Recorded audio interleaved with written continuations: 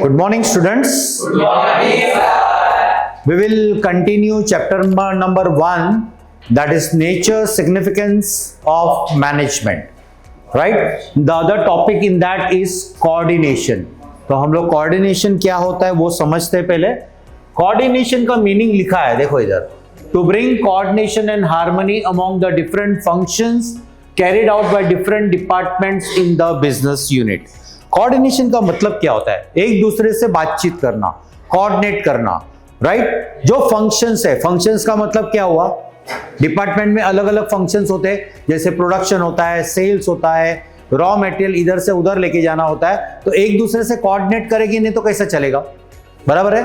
तो कोऑर्डिनेशन जो है वो मेन होता है, तो एक दूसरे से बातचीत करना, समझना, कम्युनिकेट करना, तो दैट इज कॉल्ड कोऑर्डिनेशन. तो कोऑर्डिनेशन जो है वो मीनिंग, उसके कैरेक्टरिस्टिक्स देखते हैं अभी. What are the characteristics of coordination? Coordination is required for all activities right from planning to controlling. Therefore management process is not possible without coordination. Coordination हर एक एक्टिविटी में जरूरत है, यानी प्लानिंग करेंगे तो भी कोऑर्डिनेट करना पड़ेगा एक दूसरे से, बराबर ना? सब डिपार्टमेंट से कोऑर्डिनेट करना पड़ेगा ना प्लानिंग करेंगे तो, कि भाई तुम लोग को क्या चाहिए पूरे साल में, तुम लोग का एक्सपेंस कितना होगा, सेल्स वाले से कोऑर्डिनेट करना पड़ेगा, प्रोडक्शन वाले से कोऑर्डिनेट करना पड़ेगा, तो हर एक डिपार्टमेंट से, फाइनेंस से कोऑर्डिनेट करना पड़ेगा, हर एक डिपार्टमेंट से कोऑर्डिनेट करना पड़ेगा, बातचीत करनी पड़ेगी और समझना पड़ेगा सब लोग को क्या चाहिए पूरे साल में, एक्सपेंस कितने हो गए हर एक डिपार्टमेंट के. तो ये हर एक एक्टिविटीज के लिए रिक्वायर्ड है, प्लानिंग से लेके कंट्रोलिंग तक. प्लानिंग के बाद दूसरा स्टेप कौन सा होता है? प्लानिंग के बाद ऑर्गेनाइजिंग. ऑर्गेनाइज करने के बाद क्या होता है? स्टाफिंग. स्टाफ को लेते हैं. स्टाफिंग के बाद डायरेक्शन देते हैं सबको, बराबर ना? काम करने का चालू करते हैं तो डायरेक्शन देते हैं. डायरेक्शन के बाद कंट्रोलिंग आता है, तो उसको सबको कंट्रोल करते हैं. स्टाफ को कंट्रोल करना जरूरी है, राइट? तो हर एक एक्टिविटीज में कोऑर्डिनेशन की जरूरत है. Second is coordination is required at every level of management. तुम लोग ने देखा होगा top level, middle level and bottom level, 3 levels है मैनेजमेंट के. तो हर एक लेवल में मैनेजमेंट की जरूरत पड़ेगी. तुमको लगता है कोऑर्डिनेशन की जरूरत पड़ेगी? एक दूसरे से कोऑर्डिनेट नहीं करेंगे, यानी टॉप लेवल वाले सीईओ जो है वो मैनेजिंग डायरेक्टर से बात नहीं करेगा, करेगा कि नहीं? तो सब डिस्कस करके पूरा प्लान बनाएंगे ना पूरे साल का, बराबर है? तो कोऑर्डिनेशन उसमें भी जरूरत है. नीचे के लेवल में जरूरत है, middle level management. Middle level coordinate करेंगे ना टॉप लेवल पे. अगर कुछ प्लानिंग में लिखा है कि ये काम करना है, तो नहीं समझ में आया तो पूछना पड़ेगा कि नहीं, कि ये काम का मतलब क्या, हमको समझ में नहीं आया, तो लोग डिटेल्स में समझाएंगे कि इसका मतलब ये होता है. तो कोऑर्डिनेशन हर एक डिपार्टमेंट को करना है, बराबर है? तो मिडिल में भी होगा, फिर बॉटम में. बॉटम में वर्कर के साथ में कोऑर्डिनेट करना पड़ेगा ना, एम्प्लॉय के साथ में, कि भाई तुमको ये काम करना है, पूरे साल में ये पर काम करना है, महीने का टारगेट दे देंगे, डेली का टारगेट दे देंगे. तो सब डिपार्टमेंट में जरूरत है, बराबर? तो हर एक लेवल पे इसकी जरूरत है कोऑर्डिनेशन की. Then third, success of coordination depends upon effective communication. What is effective communication? Communication एक चीज होता है, इफेक्टिव कम्युनिकेशन का मतलब क्या है? इफेक्टिव कम्युनिकेशन का मतलब जस्ट बातचीत करना. इफेक्टिव का मतलब क्या हुआ? अच्छी तरह से समझना, अच्छी तरह से जवाब देना. जो सामने वाला चाहता है उसको समझो, पहले क्या बोला है उसने, उसका क्वेश्चन क्या है, उसको जवाब अच्छी तरह से दो. उसने जो सवाल किया है, कभी कभी क्या होता है, हम लोग कम्युनिकेट कैसा करते हैं, सामने वाला कुछ और पूछता है और हम कुछ जवाब, जैसे एग्जाम में तुम लोग क्या करते हो, सवाल कुछ और पूछा और तुम लोग कुछ भी आंसर लिखते हो, बराबर है? तो that is not effective communication. Communication का मतलब क्या है? जो सवाल पूछा है उसका आंसर सही दो. तो that is effective communication. Communication should be always effective, बराबर है?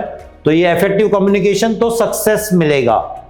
Fourth, coordination is not possible without cooperation. अगर मैं किससे बात करता हूं, बराबर है, कोई एक स्टूडेंट से बात करता हूं और वो मेरे को कोऑपरेट नहीं कर रहा है, मैं सवाल पूछ रहा हूं, वो जवाब नहीं दे रहा, आड़ा टेढ़ा जवाब दे रहा है, तो कंप्लीट होगा क्या? कोऑर्डिनेशन कंप्लीट होगा? कम्युनिकेशन कंप्लीट होगा? नहीं होगा. क्यों नहीं होगा? क्योंकि सामने वाला कोऑपरेट नहीं करता है. अगर तुम लोग मेरे को पूछ लो, एग्जाम आ रही है essay 1 की, और तुम लोग मेरे को 10 बार पूछो कि पोर्शन क्या आएगा, मैं बोला नहीं बताऊंगा, तो ऐसे कुछ समझ में आएगा तुम लोग को? कुछ कम्युनिकेशन होगा, उसका फायदा होगा? तो कुछ भी नहीं होगा। कॉपरेट दोनों तरह से जरूरी है, कोऑर्डिनेशन में कॉपरेशन होना जरूरी है। Then optimum utilisation of business resources is possible due to coordination. Optimum utilisation of resources का मतलब क्या? Maximum resources. रिसोर्सेज का मतलब क्या होता है?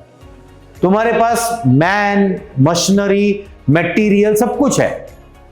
अगर मशीनरी तुम्हारे पास 10 मशीन है, इसमें से 2 मशीन यूज नहीं हो रहे, तो मैक्सिमम यूज हुआ क्या तुम लोग का? 2 मशीन तो ऐसे ही पड़े हैं, 8 मशीन यूज हो रहे हैं 10 में से, तो 2 मशीन को तुम फायदा नहीं उठा रहे हो, मतलब प्रोडक्शन नहीं कर रहे हो, तो वो गलत बात है, तो मैक्सिमम यूज नहीं हुआ।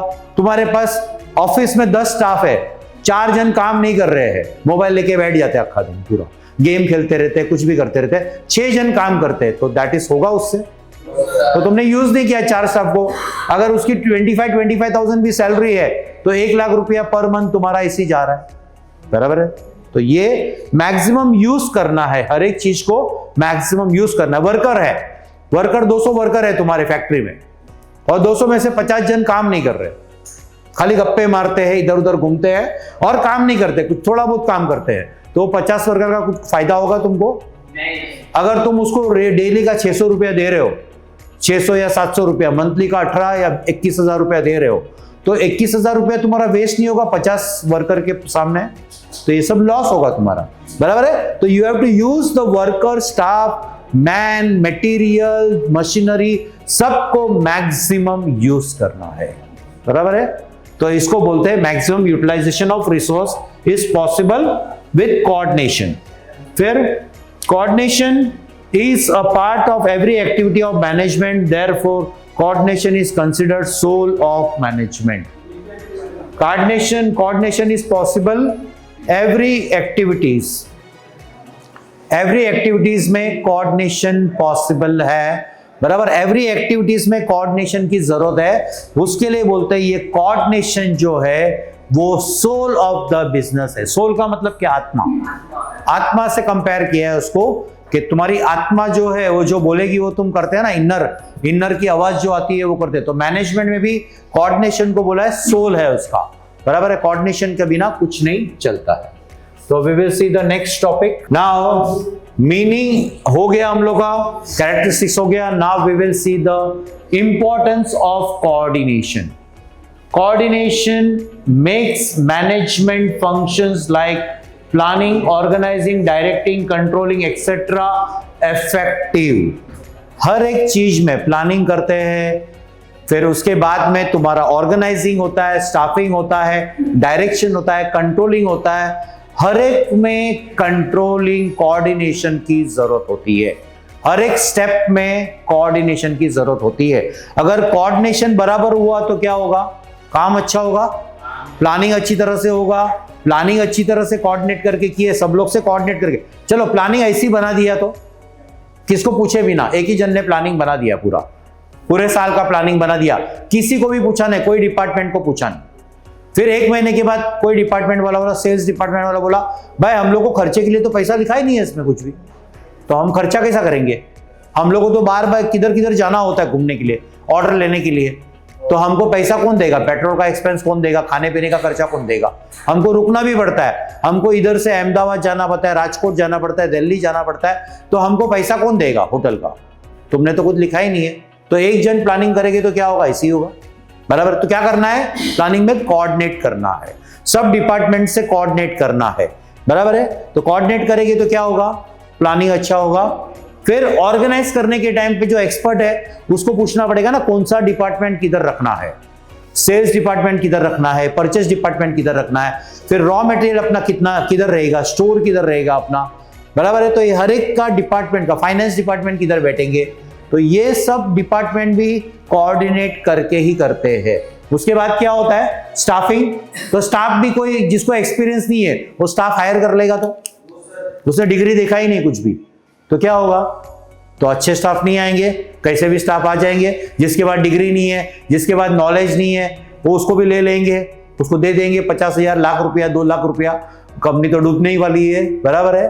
तो हर एक जगह पे कोऑर्डिनेशन करना है, तो उसमें भी क्या 3-4 जन इंटरव्यू पैनल में बैठते हैं, तो 3-4 जन क्वेश्चन पूछते, अलग अलग टाइप के क्वेश्चन देखते, सामने वाला कितना स्मार्ट है, एक क्वेश्चन कंप्लीट नहीं हुआ दूसरा क्वेश्चन बोलते हैं, तो स्मार्टनेस देखते कितना है सामने वाले का। तो स्मार्ट पर्सन की जरूरत होती है, बराबर ना, डोबे लोग की जरूरत नहीं है हमको, बराबर ना, कि भाई किसी को आके खाली बिठा तो वो काम नहीं करे, तो फिर क्या मतलब, उसको 50,000 दे रहे तुम और कुछ काम नहीं कर रहा है, तो इसका मतलब स्मार्ट पर्सन चाहिए। कंपनी को आगे बढ़ाना है तो अच्छे पर्सन की जरूरत है, बराबर है। स्टाफिंग में जरूरत पड़ेगी, उसके बाद में डायरेक्शन में भी, डायरेक्शन कौन दे सकता है, जिसके पास एक्सपीरियंस होगा वो दे सकता है, बराबर है।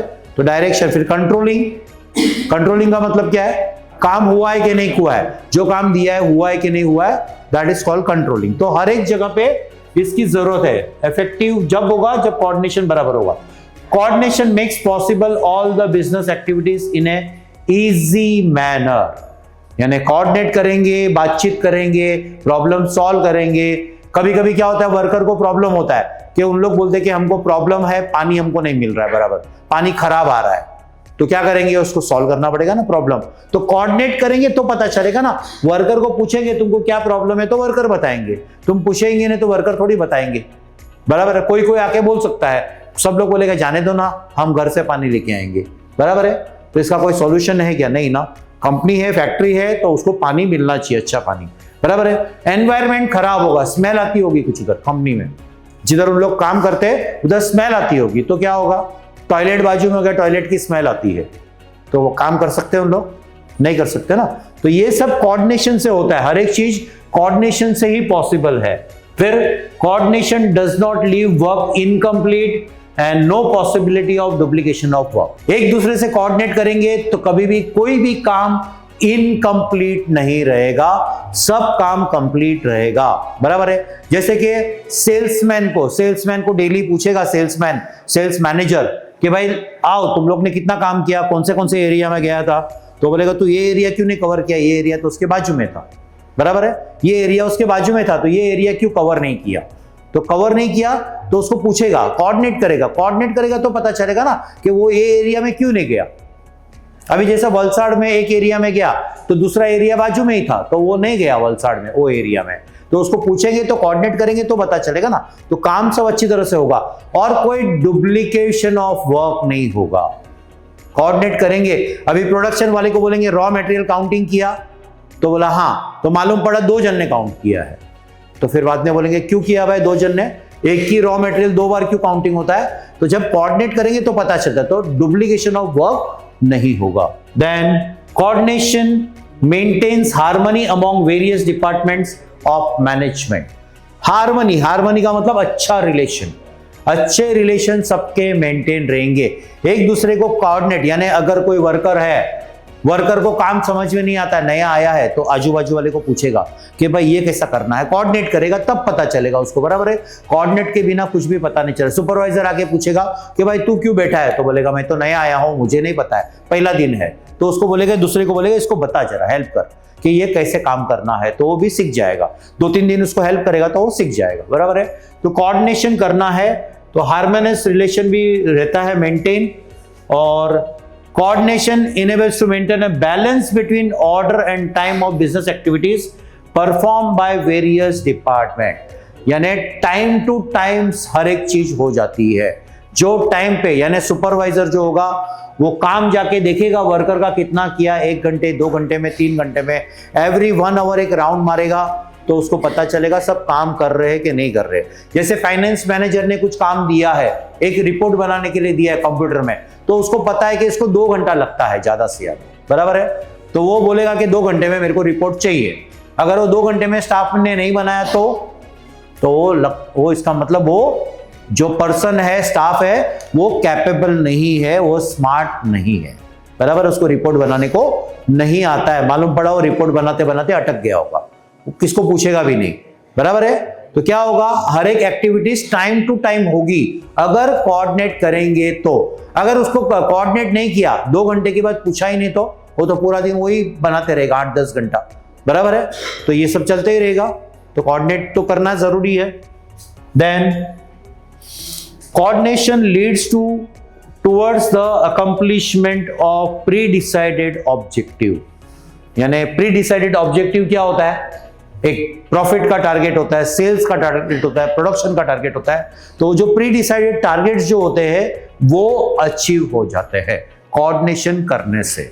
Okay, thank you very much.